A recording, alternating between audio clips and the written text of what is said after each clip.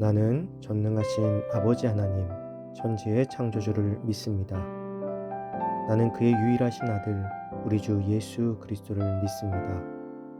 그는 성령으로 잉태되어 동정녀 마리아에게서 나시고 본디오 빌라도에게 고난을 받아 십자가에 못 박혀 죽으시고 장사된 지 사흘 만에 죽은 자 가운데서 다시 살아나셨으며 하늘에 오르시어 전능하신 아버지 하나님 우편에 앉아 계시다가 거기로부터 살아있는 자와 죽은 자를 심판하러 오십니다. 나는 성령을 믿으며 거룩한 공교회와 성도의 교제와 죄를 용서받는 것과 몸의 부활과 영생을 믿습니다. 아멘.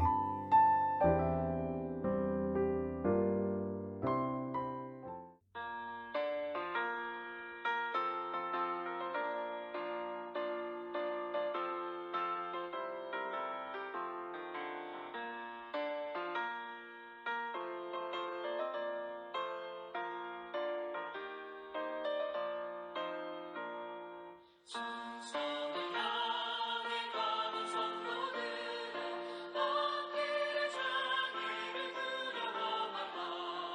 성령이 너를 인도하시리니 오직 죄를 하고 있느냐. 앞으로 천성을 향해 나가세. 천성문만 바라보 나가세. 모든 천사 너희를 영접하라. 문 앞에 기다려 서 있네. 너가는 길을 누가 비우거든 확실한 증거를 보여주어라. 성령이 친히 감화하여 주사 그들도 찾기를 찾으리. 앞으로 천성을 향해 나가세. 천성문만 바라보 나가세. 모든 천사 너희를 영접하라. 문 앞에 기다려 서 있네.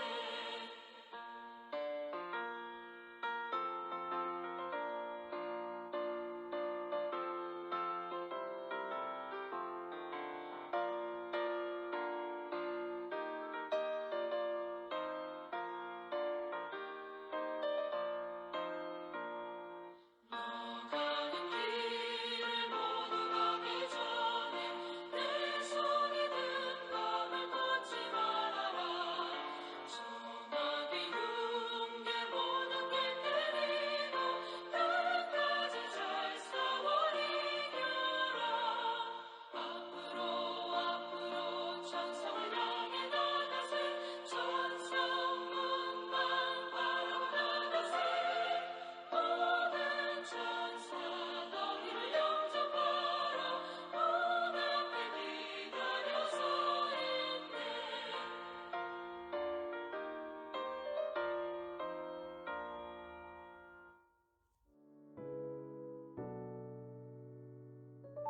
오늘 하나님께서 우리에게 준 말씀은 사무엘상 11장 1절에서 5절입니다. 암몬 사람 나하스가 올라와서 길르앗 야베스에 맞서 진침해 야베스 모든 사람들이 나하스에게 이르되 우리와 언약하자. 그리하면 우리가 너를 섬기리라 하니 암몬 사람 나하스가 그들에게 이르되 내가 너희 오른 눈을 다 빼야 너희와 언약하리라. 내가 온 이스라엘을 이같이 모욕하리라.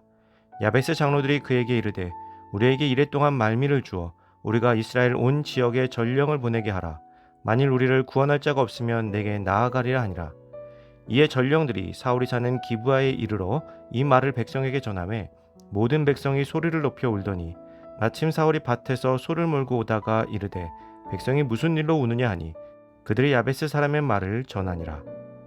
아멘. 하나님의 군사라는 제목으로 오늘 말씀 나누겠습니다. 사울은 미스바에서 사무엘에 의해 왕으로 추대되었고 백성들도 사울을 왕으로 여겼습니다. 이 모든 것이 하나님의 명령이며 하나님의 뜻 안에서 이루어지고 있지만 이것을 거부하고 사울을 인정하지 않는 무리들이 있었습니다. 그들로 인해서 사울은 온전히 왕으로 인침받지 못하였습니다. 그들은 사울이 작은 지파에 속한 자이기 때문에 여러 큰 지파들을 통솔하기에는 합당한 인물이 아니라고 생각했던 것이죠. 하나님의 공식적인 절차를 통해 사무엘에 의해서 왕으로 세워졌지만 노골적으로 반기를 드는 자들로 인해서 사울은 왕으로서의 완전한 기반을 확립하지 못한 채 불완전한 상태에서 이스라엘을 이끌게 되었습니다.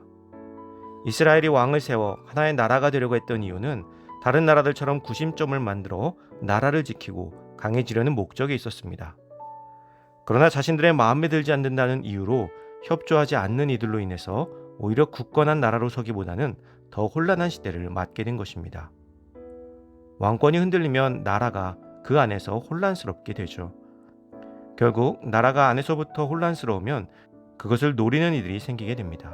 바로 외세의 침입인 것이죠. 암몬 사람 나하스가 이스라엘을 치고 들어옵니다. 길르앗 야베스 주민들은 긴급하게 이스라엘 각지의 원군을 요청하였습니다. 그러나 길르앗 야베스를 도울 수 없었던 이스라엘 백성들은 그저 목 놓아 울 수밖에 없는 상황이 되었습니다. 이러한 극한의 상황 가운데 하나님은 사울을 등장시킵니다. 사울을 통해서 이스라엘 백성들이 하나로 뭉치게 만드시는 것이죠. 겉으로 보기에 이 침략은 이스라엘의 절대절명의 위기처럼 보였지만 실제로는 사울의 공식적인 즉위를 위해 마련된 장과 같이 된 것입니다. 위기는 우리를 무너뜨리기도 하지만 반대로 위기는 함께 극복하며 우리를 하나 되게 만들기도 합니다. 지금 대한민국을 넘어 전 세계가 위기의 상황 가운데 있습니다. 그러나 안타깝게도 서로 분열의 씨앗이 커져 위기를 극복하기보다는 서로 무너지는 길을 택하고 있는 것이 아닌가 염려가 생깁니다.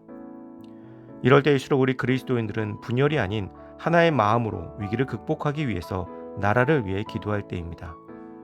내가 원하는 나라가 아닌 하나님께서 세우실 나라, 하나님께서 회복시키실 그 모습을 놓고 함께 기도할 때인 것입니다. 사랑하는 성도 여러분, 지금 우리는 영적인 전쟁 가운데 있습니다. 이 영적인 전쟁의 시대에 우리의 마음을 하나로 모아 위기를 기회로 삼을 수 있는 지혜로운 하나님의 군사로 거듭나는 우리가 되기를 간절히 소망합니다.